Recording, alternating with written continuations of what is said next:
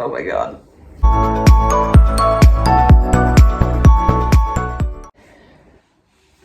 my God, you guys. Historically, after having a baby, my periods, my cycles, my ovulation patterns do not return until I have to drop down to like 4 or 5 pumps per day or less. I have taken, I wouldn't say daily OPKs, but like, you know, maybe every other day. Now I know, before anyone like starts typing things up in the comments, I know that like in postpartum, anything can happen. My baby is gonna turn 10 months old in a couple days. Okay, so I'm still like in that 1 year postpartum. I'm breastfeeding. I am down to only 4 pumps per day. So I knew I was in the danger zone of triggering my cycles to return.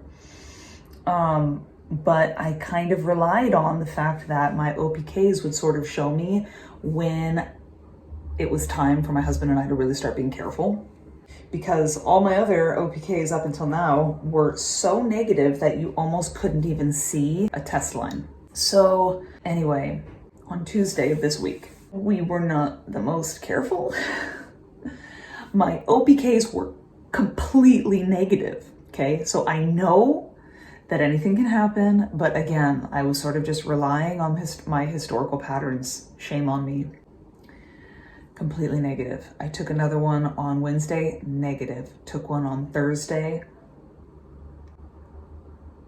Story changed. So on Wednesday, I started having some odd cramping. It felt like period cramps. But I took an OPK and it was literally dead negative. It was completely negative. And then yesterday though, at 10 p.m., I started getting those cramps again, and they were bona fide ovulation pains. Like, I know I get really bad ovulation pains, and that was this. It was in my right ovary. It was in my back. It was ovulation pains. I have not noticed any change of like any other fertile signs going on down there. So take that for what it's worth. But on a whim at 10 p.m. last night, I decided to take an OPK. And I'm telling you guys, on Wednesday, this thing was so negative that there was like hardly any test line. And it was so light that I actually took 2 tests just to see if I was having like a faulty test or something like that. And they were both completely dead negative. But then, this is what I get last night at 10 p.m. Oh my God.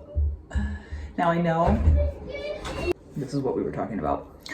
I know it's not completely positive. It's not like 100% positive. So these are the scenarios going through my head right now. Either number one, it peaked earlier yesterday and I missed that peak because I took the test at 10 p.m. I didn't test in the middle of the day because like on Wednesday it was dead negative. I'm not gonna waste another test. I didn't anticipate this happening. Or it hasn't peaked yet and it will peak today. Or it won't peak at all and hopefully it was just like a very almost close positive OPK. Although how could I explain ovulation pains yesterday? Oh my God. So I don't know where I am in this cycle. But either like I ovulated yesterday or my body is gearing up to ovulate and it will happen in the next couple days. If I ovulated yesterday on Thursday and I was intimate with my husband on Tuesday, I am not in a position to have more kids right now. I am done having kids. I'm done. By the way, the reason I'm filming this is I'm gonna take another OPK right now and we're gonna see if it's positive or not. That's like, you know, that's what's gonna happen. So let's take this OPK. Negative test. Urine sample, which I shall not show. It is 1:30-ish right now.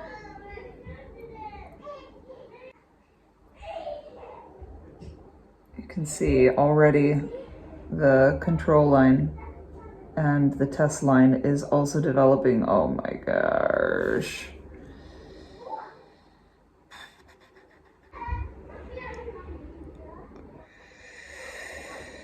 This is wild. I cannot believe that I could end up having to take a pregnancy test in a week and a half. This is wild, you guys.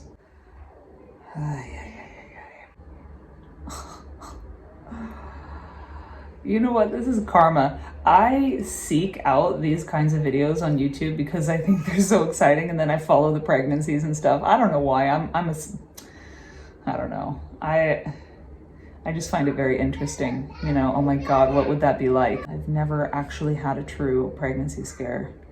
It's still got a little processing to do. It's not a positive test.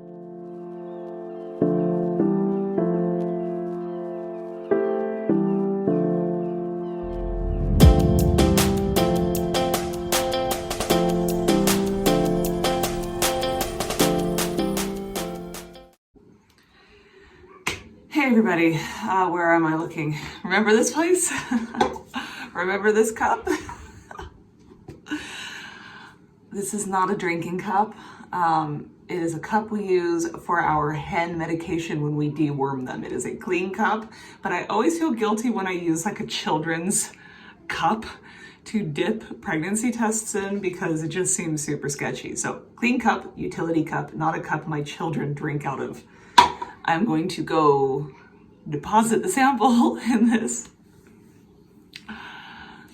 And then we're gonna take a pregnancy test. I am technically 9 DPO today. However, just like with my 10-month-old, I ovulated at night. So that really technically makes me today 8.5 DPO. This would be my first cycle. Since having my current 10-month-old, I am breastfeeding him, but I've been slowly weaning down. First of all, these are the types of tests I'm taking. Graviditetskollen, it's just like a really cheap, simple strip test. And then these are RFSU brand. I have never used these before. Anyways, we will dip these and I will talk to you guys about a couple of disconcerting things that did happen.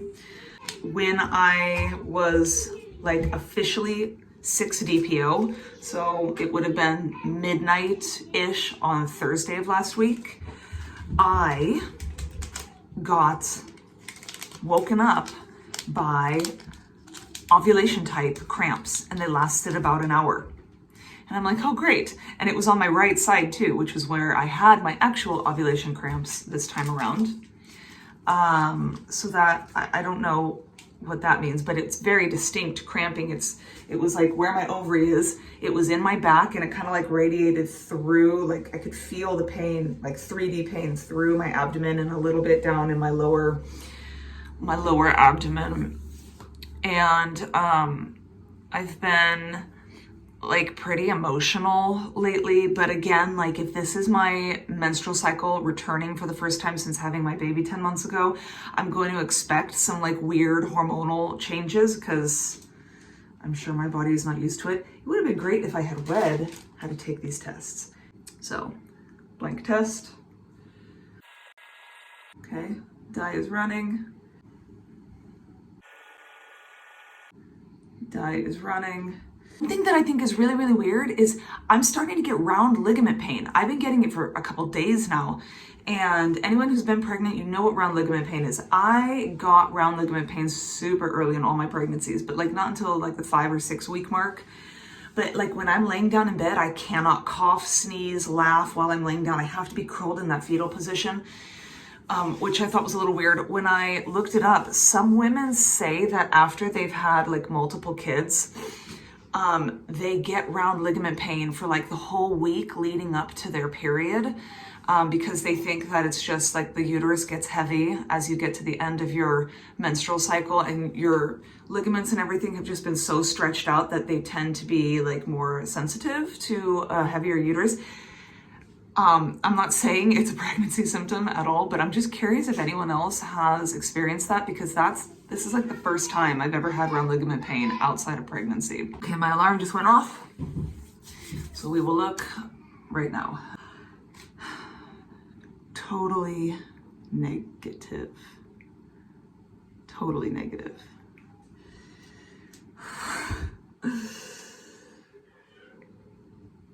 Yeah, these are totally negative. And now when I look at them, of course, I'm gonna get line eyes. But let me tell you this, at 8.5 DPO, when I tested positive with my son, we'll put that picture here, they were undeniably positive. I'm not saying that it can't happen, but I don't think I even see a faint, even a possible squinty faint line. So I know it's still early, of course, but I think we're in the clear so far. We're in the clear so far. So we'll be back tomorrow and we will test again.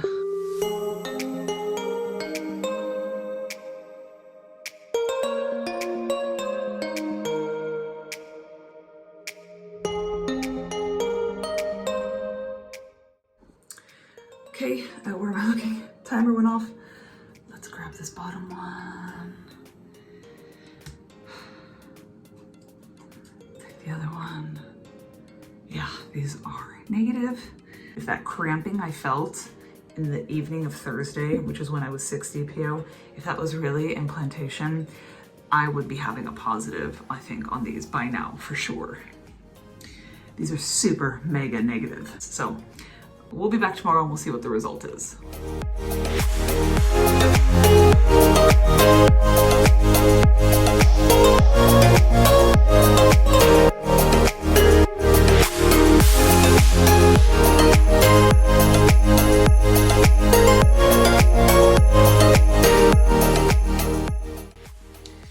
My husband had to use the restroom, so I had to grab the tests and throw them in a drawer. And anyway, okay, here we go. Oh, good. Okay, so these are Mago, Nago, Prego. Not even a squint of a line on these. Lesson learned. I am technically 11 DPO today. Realistically, I'm 10.5. Again, I know it is early and anything could happen still, but I am just going to assume that we, I don't want to say got lucky, because of course a baby is a blessing and we would have handled it if that's what came our way, but it wasn't in our plan, and we have learned a lesson. So if we want to stick with our family dynamic the way it is, it looks like we are going to be able to do that. This has actually indicated to me that I am actually done having kids. I feel it in my heart and in my soul and definitely in my body. I am done, and what a great feeling, because I did not feel that after my first or my second, and we were supposed to be done with 2 kids. And it was a big struggle for me, but now I truly feel it in my gut, heart, and soul that we are done having kids. Anyway, thank you for joining me on this saga, you guys. This was very nerve-wracking, but we will carry on now with regularly scheduled programming.